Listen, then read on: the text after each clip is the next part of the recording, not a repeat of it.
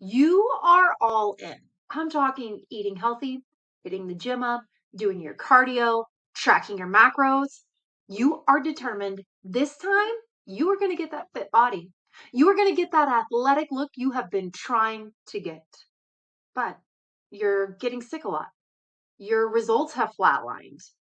You don't have a fit look, you have more of maybe a flabby, tired look. So, what gives? What is the real reason that your results are flatlined, your energy is flatlined, and your body is flatlined? Well, stick with me. I'm Sarah Whitehead, founder of 414 Fitness and the From Fatigue to Fit program, and I am going to walk you through how your vitamin D might be the missing link to why you can't get that athletic look. Disclaimer first, everything I say is for information and educational purposes only because I am not a doctor. I do not diagnose, I do not treat symptoms. I look at blood work from a functional perspective. Where are you unhealthy and how can we get you optimally healthy again?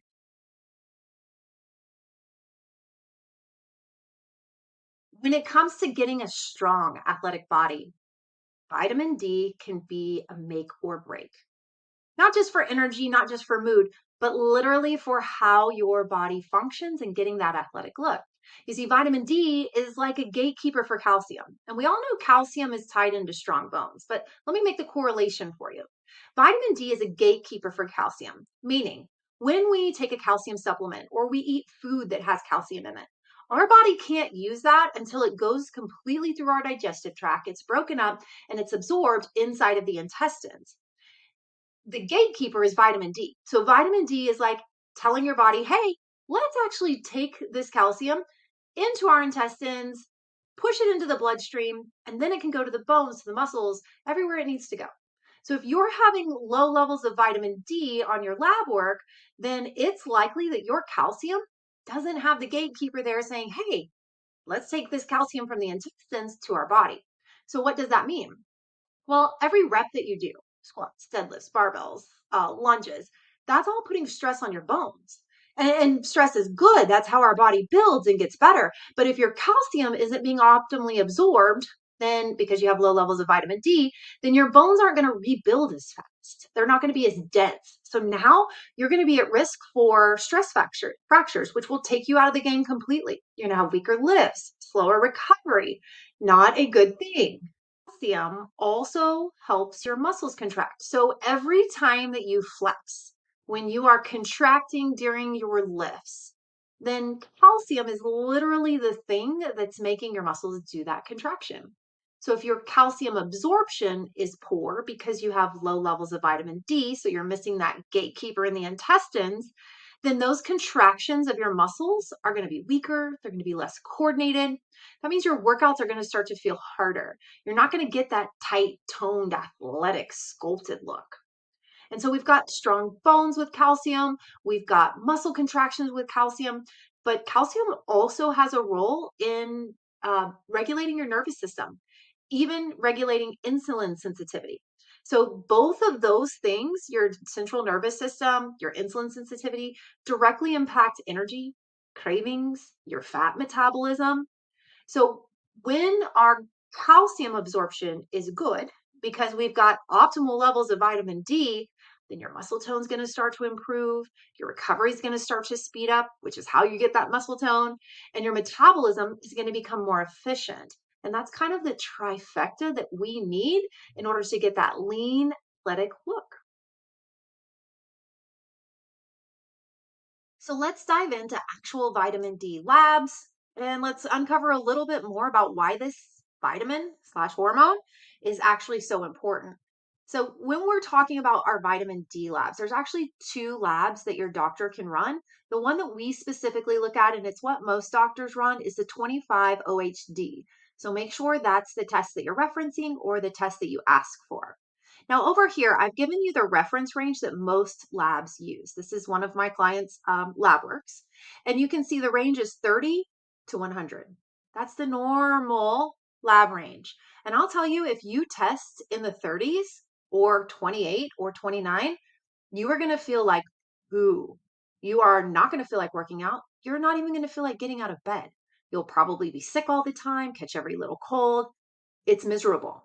That's a 70-point range. That's huge. So that number includes both healthy and unhealthy people. We're going to look at the functional range, the smaller range of 70 to 90, and really 70 to 100. Most people feel great. They feel amazing. Mood is better, health is better, all that good stuff. So we're not going to use the doctor's lab range because we're not looking for diagnoses. We're not doing any of that. We're just looking at optimal health. So we're going to use that functional range of 70 to 90. We talked a little bit about how vitamin D is that gatekeeper of calcium and how calcium affects our bones and our muscle contraction. But when it comes to those insulin issues, if you're trying to lose your belly, like that muffin top tire sitting around you that you want to get rid of, if you have a belly, you have insulin issues. And insulin is different than blood sugar. Blood sugar is a thing. Insulin is the hormone that works with blood sugar. So when vitamin D levels are low and it's affecting our insulin, we can have a really hard time getting rid of that belly, the muffin top, the extra flap stuff right there. It also affects the back of our arms. So if those are problem areas for you, you're feeling like poo, you're feeling tired, I want to check into that vitamin D level. Now, when it comes to your central nervous system, about low vitamin D levels affect your central nervous system too. And that deals with your ability to recover. It deals with your ability to maintain optimal circadian rhythm. So that basically just means that during the daytime, your cells should be awake. During the nighttime, they should be asleep. They should be night-night at the cellular level. Well, with low levels of vitamin D, sometimes we have a hard time doing that dance of awake, asleep, and we can spend too much time in one or the other. And so that can cause issues with bowel movements, bloating, sleep, wake, anxiety, the ability to build muscle, the ability to lose fat, the ability to keep muscle. So vitamin D is huge in that calcium connection. But research has also shown that vitamin D levels of 75 to 100 may boost your aerobic capacity, may boost your muscle growth, your muscle power, and shorten that recovery time. All the things you need for a beautiful athletic body. Research also shows that if those levels are over 125, you can have really negative effects on your body. So, testing is so important for my clients. If we're working on raising vitamin D levels, then I like to test every 3 months. If we are working on just maintaining, once every 6 months. That's kind of the guideline that we use. Now, as we age, there are a couple of things that happen. Number one, for women, when we go through menopause, our estrogen levels plummet. We just lose them. That's what happens. And estrogen plays a role in activating vitamin D because it's got to be active in our system or we can't use it. So oftentimes my menopause clients or women who maybe aren't in menopause but run really low estrogen might find that they have to supplement with vitamin D because they just don't have enough of the active form in their body. Also, as we age, we lose our ability to convert UVB light or rays into usable vitamin D, which is the hormone slash vitamin that our body uses. So the way that we get most of our vitamin D is from outside. And when we go outside, we need to have our arms uncovered, our legs uncovered, about 50% of our body or more with no sunscreen. And we need to be outside between the hours of like 10 a.m. and 2 p.m., 3 p.m., right around there, for about 20 minutes, 30 minutes if you have darker skin to absorb vitamin D. Sometimes people go out and they're out that long and they do that or longer and they still have lower levels of vitamin B. Well, there could be that conversion issue that naturally happens with age, but it can happen earlier where the UVB lights that we convert on them, we absorb through our skin and then convert, we just have issues with that conversion process. Now, vitamin D is huge for the immune system. COVID taught us this. Everybody was taking vitamin D. But when we talked yesterday or in our last video about monocytes and how when those are elevated, that's the Epstein-Barr virus. That's their job, the little soldiers that go attack Epstein-Barr virus and try to clear it out of your system. So when monocytes are elevated, we always want to check that vitamin D level. And actually, anytime we find elevation in our CBC with differential, in any of those differential parts or with the white blood cell counts, we always want to check that vitamin D level because it's directly impacting your immune system. But interestingly enough, the cells that fight Epstein-Barr virus are vitamin D dependent. So when I see someone with a higher monocyte count, I want to make sure that we check those vitamin D because they just might not have the ingredients for their soldiers to go out and do their job. Okay, with our immune system, if these vitamin D levels are lower than 50, which most people who come to me are, I would say, anywhere from 25 to 40. Like they feel really bad. I might have a 50 every now and then, maybe, but very, very rarely, because most tired people have very low vitamin D. Not always, but most, especially the ones that come to see me. Okay, so less than 50. If that vitamin D level is less than 50, we do not have the ingredients to create the cytokine storm. And those cytokine storms are what directly impact our body's ability to fight viruses. That's their job. They go out and fight viruses. So we, if, with those lower levels of vitamin D that aren't in the optimal range, are setting ourselves up to pick up viruses, which aren't good. Interestingly enough, every cell in your body has thyroid hormone receptors. Every cell in your body also has vitamin D receptors, so they all need them. But when our vitamin D is low, we have shown or research has shown a correlation that thyroid antibodies are higher in people with lower vitamin D levels. And so those thyroid antibodies could be things for like Graves' disease, Hashimoto's disease, that kind of stuff. And thyroid hormones themselves. So we know thyroid affects our metabolism, energy, our sleep, our ability to build muscle, lose fat. Well, thyroid hormones require vitamin D to transport the thyroid hormone to the cells in our body. And every cell in our body needs thyroid hormones. So it's huge. Now, sometimes you guys have probably heard of vitamin D called the sunshine vitamin, of course, because we get it from the sun's UVB rays. But a lot of women's health coaches and doctors call vitamin D the period vitamin. And the reason why is because vitamin D directly impacts the follicle development. So the development of the follicle during the first half, well, actually throughout the whole thing, but during the first half, when our follicle is developing before ovulation, the follicle, if we don't get pregnant, then turns into progesterone. It's our primary source for progesterone, which is our calming kind of hormone. After our estrogen rises, then ovulation, it falls, then our progesterone should rise. Well, if the follicle hasn't developed optimally, we don't get that surge of progesterone. So it can really have an impact on our ratio as women of our estrogen to progesterone. Who would have thought vitamin D was so cool? Now, the majority of PCOS women that I see, and really that I talk with, are all deficient in vitamin D.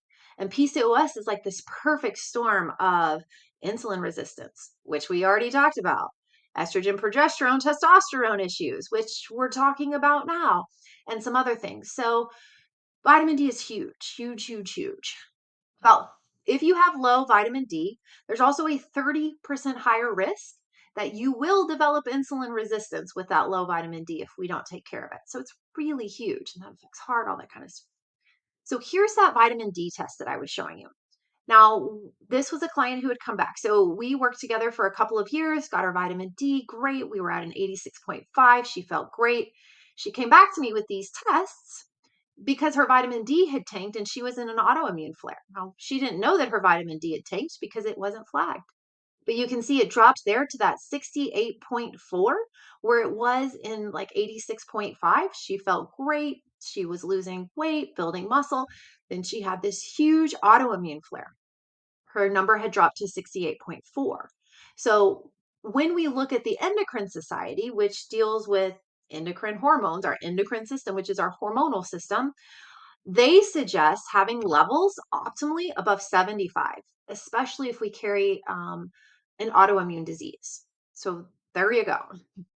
All things vitamins, vitamin D. So we get vitamin D primarily from that sunlight conversion of UVB rays, 20 to 30 minutes, a couple of times a day, no sunscreen between 10 and 2. We can have conversion issues. You might be somebody who lives in Texas or Florida or Arkansas or close to the equator and you get sun all year round. So you're outside all the time and you shouldn't have vitamin D issues, but you do when you test.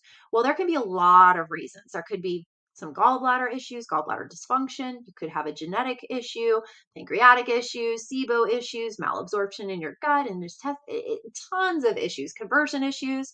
So know that just because you live in a warm state where there's sunshine all the time, you might still have some vitamin D issues. So we can also get vitamin D from food. Things like fatty fish, like salmon and tuna and mackerel are great sources of vitamin D. And I like those because that's very similar to the vitamin D that we make when we do our conversion. We can also supplement. Now, there's two forms of vitamin D, so check your bottle if you have vitamin D at home. There's a D2 and a D3. I prefer the D3 because it is the closest form our bodies make. It comes from animals, so it's more real to our body than D2 is. When we're talking about taking D3 is what we D3 vitamin D is what we call a fat soluble vitamin, meaning we need to take it when we eat because it needs some fats with it in order to absorb. It also means that it will be stored in our fat cells and it can build up. So we want to make sure that we're testing to make sure that we're not building up too much. Like I said, 3 months if we're working on building up is typically what we do. Good suggestion. You can do sooner if you want.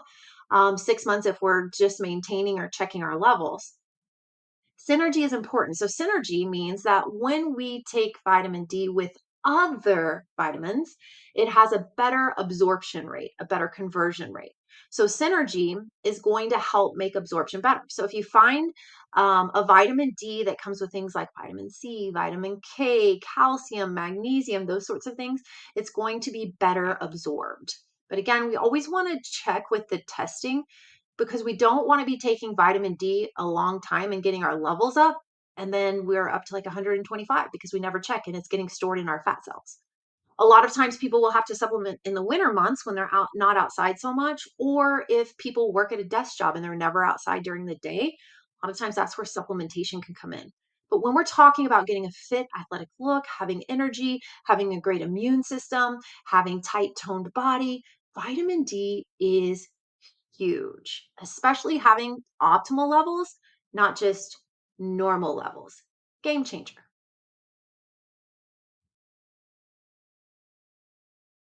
If your vitamin D is low, you've pulled out those labs, you've seen your numbers, and you're shocked, then it's no wonder you're tired. It's no wonder you don't want to get to the gym. And when you do, those workouts are exhausting. And it's no wonder that you're not seeing that athletic body build. So check your labs. If you haven't already, watch my video, the CBC breakdown next. It's really that first step. And then the vitamin D video is the second step to finally training with your body instead of against it. Now, if you found that your vitamin D is low and you're looking to supplement, I get asked all the time, what would you recommend I get? Well, for me personally, I don't order off Amazon. I use a product that's practitioner only, really good quality. It has third party testing. It's got all this synergistic stuff already included in it. It's a product called Immunogenic, and it's got your zinc and your uh, all kinds of stuff. It's got some inositol in there and K and D and A, all the good stuff. That's what I personally use. If you have a practitioner that you can order that or purchase it through, feel free to do that. If you don't, on my website, I've got a link where you can sign up and go into my portal because you can't order it off Amazon. You can't get it at the store. You have to get it from a practitioner.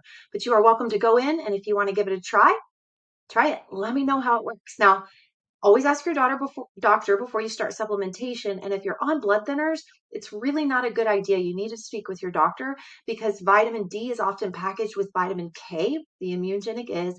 That's a no-go for people with blood thinners.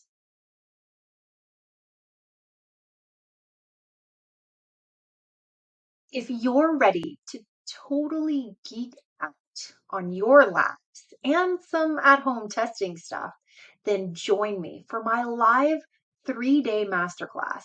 October 14th, we're going to dive into your blood work breakthrough. October 15th, we're going to go through your metabolic menu makeover. And October 16th, I'm going to tell you all about my hot bod heart rate. You won't want to miss it. You can sign up at 414fitness.com and I will link it below. See you there.